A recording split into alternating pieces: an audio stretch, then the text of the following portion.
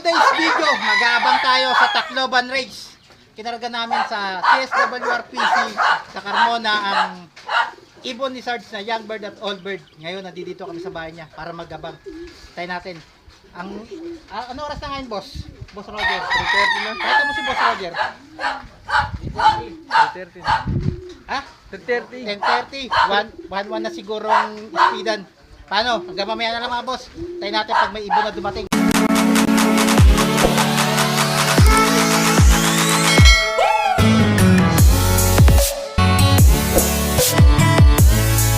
Guys, wala pa rin tayong pauwi, oh. Waiting pa rin kami. Bye. Lord. Alin? Waiting. Pero panoorin nyo muna ang aming pag-loading sa CSWRPC. Ito yung video.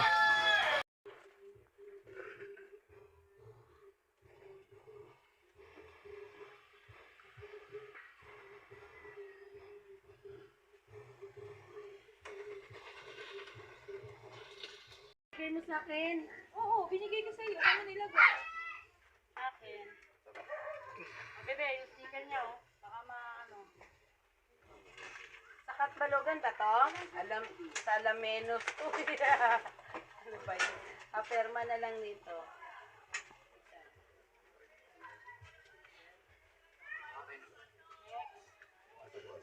Katbalogan, oh.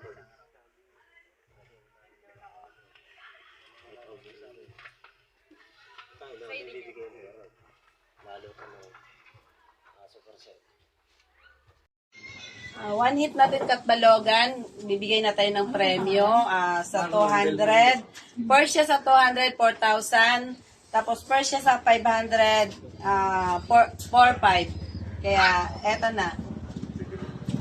Congrats! Boss Roger. Boss Roger, anong oras na? Uy! Ano? Alas 4. Nandito rin si Kapitan Nuno, oh. Nag-aabang din, waiting. Ah. Ha?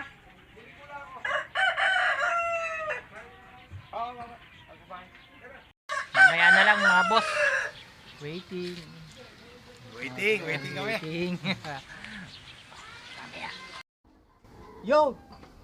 Mga boss, 5:30 na. Nag-abang tayo kay Sarge pero wala pa rin umuwi.